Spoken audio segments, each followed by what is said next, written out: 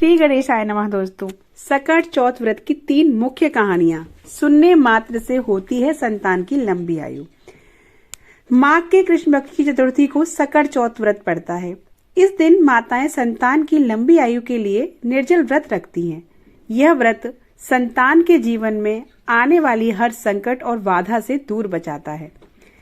माघ माह के कृष्ण पक्ष को सकट चौथ व्रत पड़ता है। इस दिन माताएं संतान की लंबी आयु के लिए निर्जल व्रत रखती हैं। यह संतान के जीवन में आने वाली हर संकट और बाधा से उन्हें बचाता है।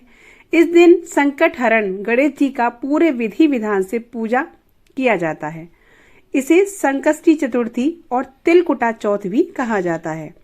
इस दिन माताएं पूरे दिन निर्जल व्रत रखती हैं और शाम को चंद्रमा को अर्घ देकर व्रत का पारण करती हैं। शाम को चंद्रोदय के दर्शन कर पूजा में दूर्वा, शकरकंद, गुड़ और तिल के लड्डू चढ़ाए जाते हैं।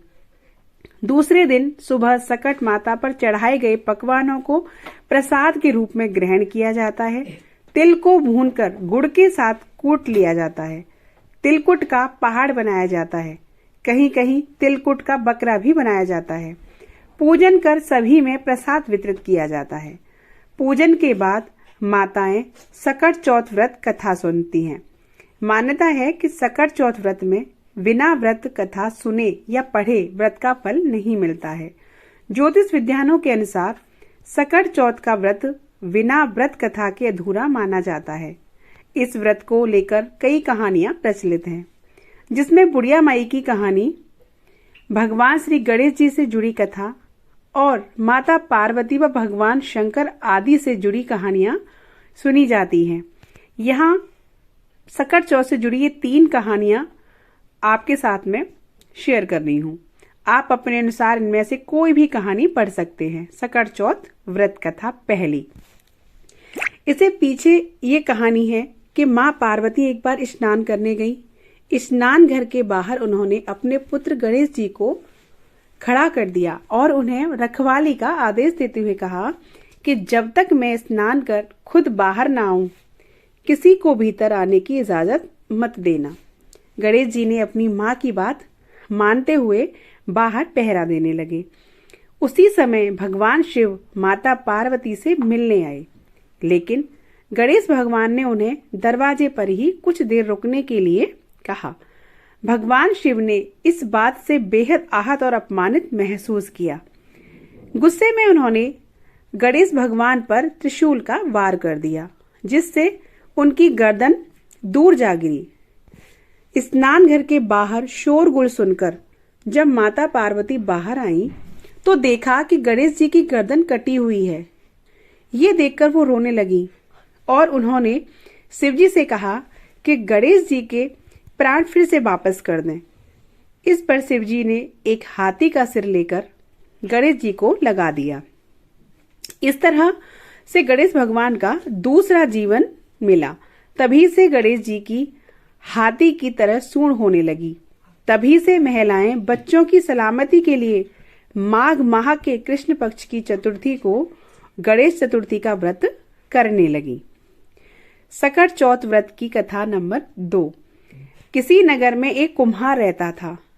एक बार जब उसने बर्तन बनाकर आवा लगाया तो आवा नहीं पका।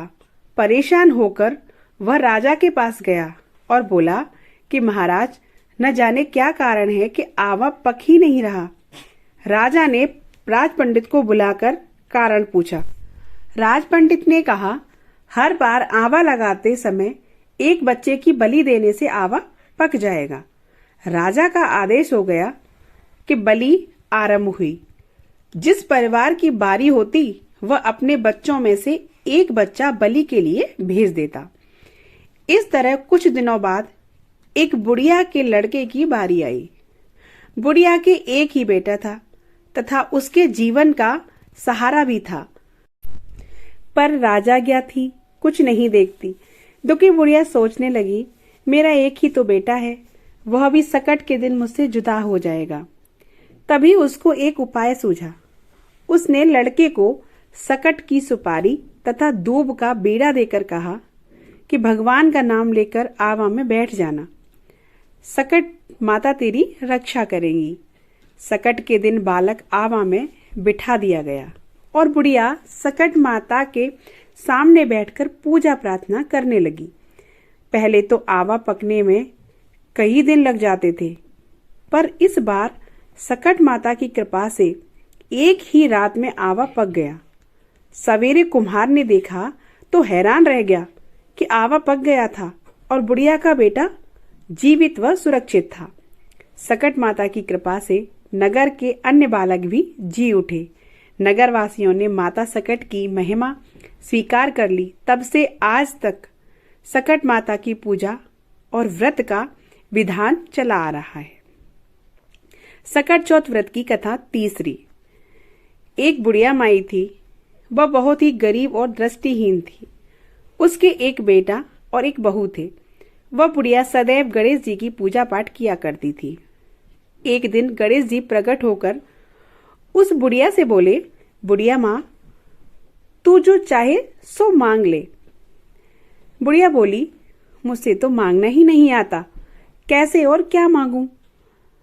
तब गणेश जी ने बोले, अपने बहू और बेटे से पूछ ले, फिर मांग लेना। तब बुढ़िया ने अपने बेटे से कहा, गणेश जी कहते हैं तू कुछ मांग ले, बता मैं क्या मांगूं? पुत्री ने कहा, माँ तू धन मांग ले। बहू से पूछा तो बहू ने कहा, नाती मांग लो। तब बुढ़िया ने सोचा कि ये तो अपने अपने मतलब की बात कह रहे हैं। अतः उस बुढ़िया ने पड़ोसिनों से पूछा तो उन्होंने कहा, बुढ़िया तू तो थोड़े दिन जिएगी, क्यों तू धन मांगे और क्यों नाती मांगे? तू अपनी आंखों की रोशनी मांग ले, जिससे तेरी जिंदगी आराम हो जाएगा। इस पर बुढ़िया बोली, यदि आप प्रसन्न हैं तो मुझे 9 करोड़ की माया दें, निरोगी काया दें, अमर सुहाग दें, आंखों की रोशनी दें, नाती दें, पोता दें और सब परिवार को सुख दें और अंत में मोक्ष दें। यह सुनकर तब गणेश जी बोले, बुढ़िया माँ, तुमने तो मुझे ठग लिया। फिर भी जो तूने मांगा है वचन के अनुसार सब तुझे मिलेगा। और यह कहकर गणेश जी अंतर्ध्यान हो गए। उधर बुढ़िया माँ ने जो कुछ मांगा वह सब कुछ मिल गया। हे गणेश जी महाराज, जैसे तुमने उस बुढ़िया माई को सब कुछ दिया, वैसे ही सबको देना। सब कुटुंब परिवार को सुखी रखना, सभी की मनोकामना पूरी करना। तो ये थी गणेश चतुर्थी की कहानी। अगर आपको अच्छी लगी हो तो इसे फ्रेंड्स फैमिली में शेयर जरूर कीजिएगा। मिलते हैं आपसे ऐसी ही एक अच्छी सी कथा कहानी के साथ। तब तक के लिए हरे कृष्णा, राधे राधे, श्री गणेशाय नमः।